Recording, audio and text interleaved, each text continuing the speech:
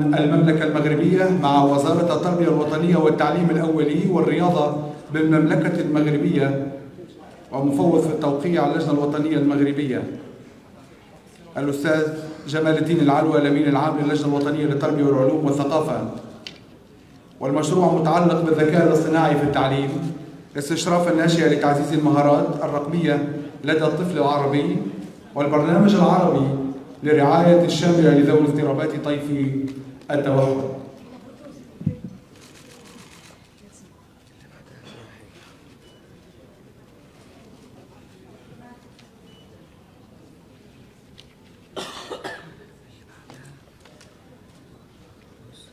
خلي بالك هذا مرتين.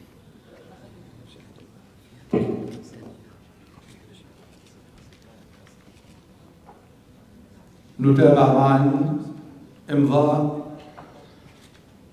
الشراكة الثانية مع المملكة المغربية ومع وزارة التربية الوطنية والتعليم الأولي والرياضة مع سعادة الأستاذ الدكتور جمال الدين العلوى. ألف مبروك. مجددا مع المملكة العربية السعودية واللجنة الوطنية السعودية مع سعادة الأستاذ أحمد بن عبد العزيز الملك.